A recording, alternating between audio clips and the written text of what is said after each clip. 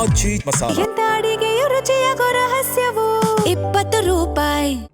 ನನಗೆ ವಿಷ್ಣುವರ್ಧನ್ ಅಂದರೆ ನಮ್ಮ ವಿಷ್ಣುವರ್ಧನ್ನ ಒಂದು ಒಡನಾಟ, ಪ್ರೊಫೆಷ್ನಲಿ, ಫ್ಯಾಮಿಲಿ, ಫ್ರೆಂಡ್ಶಿಪ್ ಇವೆಲ್ಲದಕ್ಕೂ ಒಂದು ನಾವಿಬ್ಬರು ಅಂಬರೀಷ್ 3 ಜನನೂ ಬೆಸ್ಟ್ ಫ್ರೆಂಡ್ಸ್ ಆಗಿದ್ವಿ. ಫ್ಯಾಮಿಲಿನಲ್ಲಿ ನನ್ನ ಫ್ಯಾಮಿಲಿಲಿ ಏನಾಗಲಿ ಅವ್ರ ಫ್ಯಾಮಿಲಿಲಿ ಏನಾಗಲಿ ಆ ರಿಲೇಷನ್ನು ಭಾಳ ನಮಗೆ ಹತ್ತಿರ ಇತ್ತು.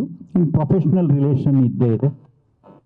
ಇವತ್ತು ಕನ್ನಡ ಚಿತ್ರರಂಗದ ಚರಿತ್ರೆಯಲ್ಲಿ ಕೆಲವು ಚಿತ್ರಗಳು ನಾನು ವಿಷ್ಣು ಮಾಡಿರೋದು ಉಳ್ಕೊಂಡಿದೆ. ನಿನ್ನೆ ನನಗೆ ಅಮೆರಿಕಾದಿಂದ ಒಬ್ಬರು ಫೋನ್ ಮಾಡಿದರು, ಸರ್ ನಿಮ್ಮ ಮುತ್ತಿನ ಹಾರದು ಒಂದು ವ್ಯೂಸು ನೋಡಿದ್ದೀರಾ ಸರ್ ನೀವು ಅಂತ ಕೇಳಿದ್ರು. ಇಲ್ಲಪ್ಪ ನಾನು ಅದನ್ನು ನೋಡಿಲ್ಲ ಅಂತ. ಅವರು ಕಳಿಸ್ಕೊಟ್ರು. 14 ಕೋಟಿ ಜನ ಆಲ್ ಓವರ್ ವರ್ಲ್ಡ್ ದೇವರು ಹಾಡು ನೋಡಿದ್ದಾರೆ. 14 crores. ನಾನಂದೆ ₹1 ಕೊಟ್ಟಿದ್ರೆ ನನಗೆ 14 ಕೋಟಿ ಯಾರು ಬಂದಿತ್ತಲ್ಲ, ಇದು ಎಲ್ಲ ಹೋಗ್ತಿದೆಯೋ ಗೊತ್ತಿಲ್ಲ. ಆಗಲಿ ಬಿಡು, 14 ಕೋಟಿ ನೋಡಿದಾರಲ್ಲ, ಸಂತೋಷ. ಅಂದರೆ ಏನು ಅಂದರೆ ಒಂದೊಂದು ಸಿನಿಮಾ ಒಂದೊಂದು ಯುಗಾನೇ ಅದು ಅದನ್ನು ತೆಗಿಯೋಕ್ಕಾಗೋದಿಲ್ಲ. ಆ ಥರ ಹಲವಾರು ಚಿತ್ರಗಳಿದೆ ಚಿತ್ರರಂಗದಲ್ಲಿ. ಅದರಲ್ಲೂ ವಿಷ್ಣುವರ್ಧನ್ ಇವತ್ತು ನಿಜವಾಗ್ಲೂ ವೀರಕಪುತ್ರ ಶ್ರೀನಿವಾಸ್ ಅವರು ನನಗೆ ಈಗ ಇಲ್ಲಿಗೆ ಬಂದ ತಕ್ಷಣ ಈಗ ಹಳೆಯದೆಲ್ಲ ಜ್ಞಾಪಕ ಬರುತ್ತೆ.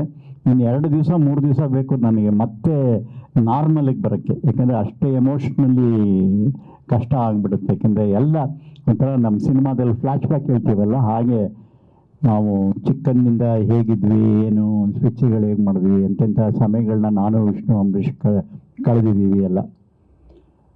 ಅದರಿಂದ ನಮ್ಮ ವೀರಕಪುತ್ರ ಅವರು ಡೆಲ್ಲಿಗೆಲ್ಲ ಕರ್ಕೊಂಡೋಗಿ ನಮ್ಮನ್ನು ಒಂದು ವಿಷ್ಣುವರ್ಧನ್ ಫಂಕ್ಷನ್ ಭಾಳ ಅದ್ಭುತವಾಗಿ ಮಾಡಿದರು.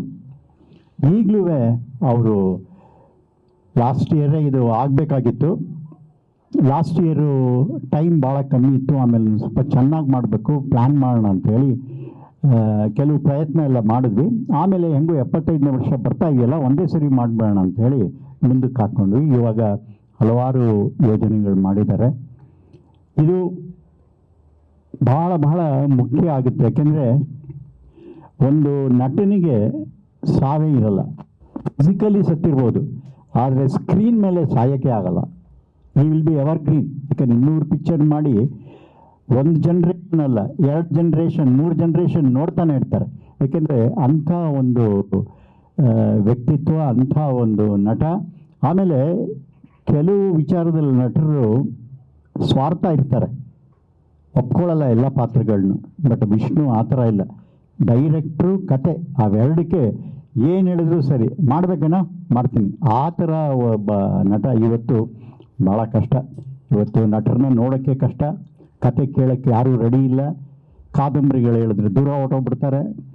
ಅವ್ರಿಗೆ ಪ್ಯಾನ್ ಇಂಡಿಯಾ ಬೇಕು, ನಮ್ಮ ಕತೆ ಬೇಡ ಅವ್ರಿಗೆ.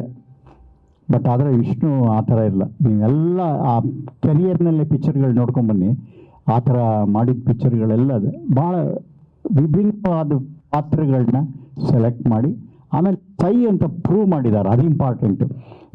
ಲಂಚ ಎಲ್ಲಿ ಬೇಕಾದ್ರೂ ಕೊಡ್ಬೋದು, ಆಡಿಯನ್ಸ್ಗೆ ಮಾತ್ರ ಲಂಚ ಕೊಡೋಕ್ಕಾಗಲ್ಲ.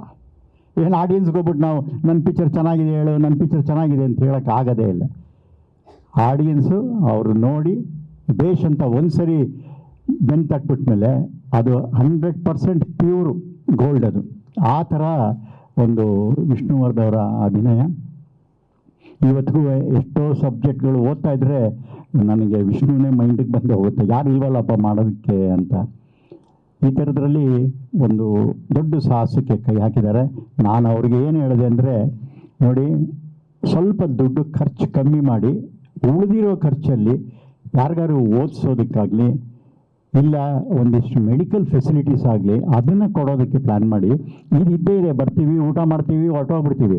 ಬಟ್ ಆದರೆ ಒಂದು ಸ್ಕಾಲರ್ಶಿಪ್ ವಿಷ್ಣು ಹೆಸರಲ್ಲಿ ಒಂದು 10 ಜನ ಹುಡುಗರಿಗೆ SLC PUC ಒಂದು 50 ಜನಕ್ಕೆ ಹಾರ್ಟ್ ಆಪ್ರೇಷನ್ನು ಆ ಥರದಾದ್ರೆ ಮಾಡಿದ್ರೆ ವಿಷ್ಣುಗೆ ಅದು ಭಾಳ ಇಷ್ಟ ಆಯಿತು. ಆ ಥರದ್ದು ಭಾಳ ಇಷ್ಟ ಆಯಿತು. ಆಮೇಲೆ ನನ್ನ ಇನ್ನೂ ಒಂದು ಸಜೆಷನ್ ಏನು ಅಂದರೆ, ವಿಷ್ಣುವರ್ಧನ್ ಮಾಡಿರೋ ಪಾತ್ರಗಳ ಬಗ್ಗೆ 1-2 ಪುಸ್ತಕ, ಯಾಕೆಂದರೆ ನೀವು ಪುಸ್ತಕದಲ್ಲಿ ಭಾಳ, ಯಾಕೆಂದರೆ ನೀವು ಮಾಡೋ ಥರ ಪುಸ್ತಕದ ಹಬ್ಬ ಎಲ್ಲ ಯಾರೂ ಮಾಡೋಕ್ಕಾಗೋದಿಲ್ಲ. ಒಂದು ಆ ಪುಸ್ತಕಕ್ಕೇ, ಆ ಬಿಸ್ನೆಸ್ಗೆ ಒಂದು ಹೊಸ ರೂಪ ತಂದು ಕೊಟ್ರಿ ನೀವು. ಆದ್ದರಿಂದ ಆ ಒಂದು ಪಿಕ್ಚರ್ಸ್ನ ಹಾಕಿ ಬೇಕಾದ್ರೆ ಒಂದು ನ್ಯಾಷನಲ್ ಕ್ರಿಟಿಕ್ಸ್ನ ಕರೆಸಿ ಅವ್ರ ಕೈಲಿ ಅದನ್ನು ವ್ಯಾಲ್ಯೂ ಮಾಡಿಸಿ ಆ ಪುಸ್ತಕಗಳು ಬರೆದ್ರೆ ಮುಂದೆ ಬರುವಂಥ ಆ್ಯಕ್ಟ್ರಿಗೆ ಮತ್ತೆ ಇವತ್ತು ಇಷ್ಟರಲ್ಲೇ ವಿಶ್ವವಿದ್ಯಾನಿಲಯಗಳಲ್ಲೆಲ್ಲ ಶುರು ಮಾಡ್ತಾ ಇದ್ದಾರೆ ಕೋರ್ಸು. ಯಾಕಂದರೆ ನನಗೂ ಮೈಸೂರು ವಿಶ್ವವಿದ್ಯಾನಿಲಯದಲ್ಲಿ ಏನೋ ಒಂದು ಅಸೈನ್ಮೆಂಟ್ ಹೇಳ್ತಾ ಇದ್ದಾರೆ. ಅದಕ್ಕೆಲ್ಲ ಮೆಟೀರಿಯಲ್ ಬೇಕಾಗುತ್ತೆ. ಆದ್ದರಿಂದ ಈ ಥರದ ಪುಸ್ತಕಗಳು ಭಾಳ ಮುಖ್ಯ ಆಗುತ್ತೆ. ಅದನ್ನು ಮಾಡಿದ್ರೆ ತುಂಬ ಒಳ್ಳೆಯದು. ಖರ್ಚಿದೆ, ಖರ್ಚು ಎಷ್ಟು ಬೇಕು ಅಷ್ಟು ಮಾಡಿ, ಎಷ್ಟು ಉಳಿಸ್ಬಿಟ್ಟು ಆ ಕೆಲಸಗಳಿಗೆ ಯಾವ ಥರ ಒಂದು ಸ್ಕಾಲರ್ಶಿಪ್ಪು, ಆಮೇಲಿಂದ ಒಂದು ಹಾರ್ಟ್ ಆಪ್ರೇಷನ್ನು ಇಲ್ಲ ಟ್ರಾನ್ಸ್ಪ್ಲಾಂಟೇಷನ್ ಆಫ್ ದ ಕಿಡ್ನಿನೋ ಯಾವುದಕ್ಕಾದ್ರೂ ಒಂಚೂರು ಕೊಟ್ಟರೆ ವಿಷ್ಣು ಹೆಸರು ಯಾವಾಗಲೂ ಅದು ಅವ್ರ ಮನಸ್ಸಿನಲ್ಲೂ ಆ ಫ್ಯಾನ್ಸು ಅಲ್ಲಿ ಇದ್ದೇ ಇರ್ತಾರೆ. ನೋಡಿ, ಫ್ಯಾನ್ಸ್ ವಿಜಯ್ ಒಂದು ಉದಾಹರಣೆ. ಫ್ಯಾನ್ಸೇ ಕರ್ಕೊಂಬಂದಿದ್ದು ಇವತ್ತು ಚೀಫ್ ಮಿನಿಸ್ಟರ್. ಅಂದರೆ 5 ವರ್ಷದಿಂದ 9,000 ಫ್ಯಾನ್ಸ್ ಅಸೋಸಿಯೇಷನ್ ಮಾಡಿಕೊಂಡು ನಮ್ಮ ವಿಷ್ಣುವರ್ಧನ್ ಅಂಬರೀಷ್ಗೂ ಆ ಒಂದು ಇದಿತ್ತು. ಅಂಬರೀಷಿಗೆ ಏನು ಇಷ್ಟ ಇರಲಿಲ್ಲ, ಬೇಡ ಬಿಡು ಅಂತ ಅವನು ಕೇರೆ ಮಾಡಲಿಲ್ಲ. ವಿಷ್ಣುವರ್ಧನ್ಗೂ ಮೊದಲಿಂದ ಪಾಲಿಟಿಕ್ಸ್ಗೇನೂ ಬರಲಿಲ್ಲ. ಹಾಗಾದ್ರೂ ಆ fans, power of the fans ಇದೆಯಲ್ಲ ಇವತ್ತು, ಅದು ಮೊದಲಿಂದ ತಮಿಳ್ನಾಡಲ್ಲಿ ಇದ್ದೇ, ಆಂಧ್ರ ಪ್ರದೇಶದಲ್ಲಿದೆ. ಇವತ್ತು ಏನು ಮಟ್ಟಕ್ಕೆ ಅವರು ಬಂದಿದ್ದಾರೆ, ಏನು ಕೆಲಸ ಮಾಡ್ತಿದ್ದಾರೆ ಅನ್ನೋದು ನಮಗೆಲ್ಲ ಗೊತ್ತೇ ಇದೆ. ಆದ್ದರಿಂದ ಈ ಒಂದು ಸಂದರ್ಭದಲ್ಲಿ ನಮ್ಮ ಸಹಕಾರ ಭಾಳ ಮುಖ್ಯ. ಆಮೇಲೆ ಇದು ನಮ್ಮ ಕರ್ತವ್ಯ. ಏಕೆಂದರೆ ನಮ್ಮನ್ನು ಬಿಟ್ಟು ಒಬ್ಬ ಸ್ನೇಹಿತನ ಮತ್ತೆ ನಾವು ಅವನು ಎಲ್ಲೋ ಇದ್ದಾನೆ, ಎಲ್ಲೋ ಬದುಕಿದ್ದಾನೆ, ಅವನ ಆತ್ಮ ಎಲ್ಲೋ ಇದೆ, ಅವನ ಆತ್ಮಕ್ಕೊಂದು ಸಂತೋಷ ಸಿಗಬೇಕು ಅನ್ನೋದು ನಮ್ಮೆಲ್ಲ ಒಂದು ಕರ್ತವ್ಯ. ಮತ್ತು ಅದಕ್ಕೆ ನಾವು ರಾತ್ರಿ ಹಗಲು ಒಂದು ಕನ್ನಡದಲ್ಲಿ ಈ ಥರ ಮಾಡಿದ್ದಾರೆ ಅಂಥೇಳಿ ಬೇರೆ ದೇಶದ ಎಲ್ಲ ಕಡೆಗಳಲ್ಲೂ ಬೇರೆ ಇಂಡಸ್ಟ್ರಿನಲ್ಲಿ ಅವ್ರಿಗೆ ಒಂದು ಜ್ಞಾನೋದಯ ಆಗಬೇಕೆ. ಹೌದೇ, ಒಬ್ಬ ಆರ್ಟಿಸ್ಟ್ ಆದರೂ ಅವರು ಆಮೇಲಿಂದ ಅವನ್ನ ತಗೊಂಡ್ಬಂದು ಮತ್ತೆ ಬದುಕಿಸಿ ತೋರಿಸಿದ್ದಾರೆ ಅನ್ನೋ ಒಂದು ಪ್ರೋಗ್ರಾಮ್ ಆಗಬೇಕಿದು. ಖಂಡಿತ ನಾವೆಲ್ಲ ಸೇರಿ ನಿಮ್ಮ ಕೋಆಪ್ರೇಷನ್ ನೀವು ಕೊಡ್ತೀರ, ಅದರಲ್ಲಿ ಎರಡನೇ ಮಾತೇ ಇಲ್ಲ. ಬಟ್ ಆದರೂ ಈ ಒಂದು ಅದ್ಭುತವಾದ ಸಮಾರಂಭನ ಸೆಪ್ಟೆಂಬರ್ 27ನೇ ತಾರೀಕು ಮಾಡೋಣ. ನಮ್ಮ ಕೈಲಿ ಎಷ್ಟು ಮಾಡೋಕ್ಕೆ ಸಾಧ್ಯ ಅದೋ ಅದಕ್ಕೆ ಮೀರಿ ನಾವು ಮಾಡಿ ಶ್ರೀನಿವಾಸ್ ಅವ್ರ ಜೊತೆ ನಿಂತುಕೊಂಡು ಇದೊಂದು ಫಂಕ್ಷನ್ನ ವಿಷ್ಣುವರ್ಧನ್ನ ಮತ್ತೆ ಲೈವ್ ತರೋಣ ಅನ್ನೋ ಒಂದು ಆಸೆ ಎಲ್ಲರಿಗೂ. ಅವ್ರ ಫ್ಯಾನ್ಸು, ಆರ್ಟಿಸ್ಟು, ಎಷ್ಟು ಜನ ಇವತ್ತಿಗೂ ನಾನು ಎಲ್ಲಿ ಹೋದ್ರು, ಯಾವ ಮದುವೆಗೆ ಹೋಗಲಿ ಎಲ್ಲೋಗ್ಲಿ, ಹೆಂಗಸರು ಫಸ್ಟು ವಿಷ್ಣುವರ್ಧನ್ನ, ಸಾರ್ ವಿಷ್ಣುವರ್ಧನ್. ನನ್ನನ್ನು ಮುಟ್ಬಿಟ್ಟವರು, ಸರ್ ನೀವು ವಿಷ್ಣುವರ್ಧನ್ ಜೊತೆಲಿದ್ರಲ್ಲ, ನಿಮ್ಮನ್ನು ಮುಟ್ಟಿದ್ರೆ ವಿಷ್ಣುವರ್ಧನನ್ನು ಮುಟ್ಟಿದಂಗೆ ಆಗುತ್ತೆ ಅಂತೇಳಿ ಮದುವೆಗಳಲ್ಲಿ, ಫಂಕ್ಷನ್ಗಳಲ್ಲಿ ವಿಷ್ಣುವರ್ಧನ ಅಷ್ಟು ಹೃದಯದಲ್ಲಿ ಇಟ್ಕೊಂಡಿದ್ದಾರೆ 6 ಕೋಟಿ ಕನ್ನಡಿಗರು. ಈ ಒಂದು ಸಮಾರಂಭ ನನಗೆ ಇಲ್ಲಿ ಕರೆದು, ನಾನು ಏನು ಬೇಡ ನಾವು ಕೆಲಸ ಮಾಡ್ತೀವಿ ಅಂತ, ಇಲ್ಲ ಸರ್ ನೀವು ಬನ್ನಿ ಅಂತ ಹೇಳಿದ್ರು. ಸರಿ ಅಂಥೇಳಿ ನಿಮ್ಮನ್ನು ಎಲ್ಲರನ್ನು ಭೇಟಿ ಮಾಡ್ದಂಗೆ ಆಯಿತು.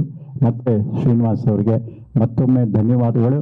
ಮತ್ತು ನಾವು ಒಂದು 1,000 ರೂಪಾಯಿ ಬಾಂಡಲ್ಲಿ ಬರ್ಕೊಟ್ಬಿಡ್ತೀವಿ ನಿಮ್ಮ ಜೊತೆಯಲ್ಲಿ. ನಾವು ಯಾವಾಗಲೂ ಇದ್ದು 27ನೇ ತಾರೀಕುವರೆಗೂ ನಿಮ್ಮದು ಫಂಕ್ಷನ್ ಮುಗಿಸಿ ವಿಷ್ಣುವರ್ಧನನ್ನು ಒಂದು ಲೈವ್ ತೋರಿಸೋಣ ಎಲ್ಲ ಕಡೆಗೆ ಅಂತ. Thank you sir.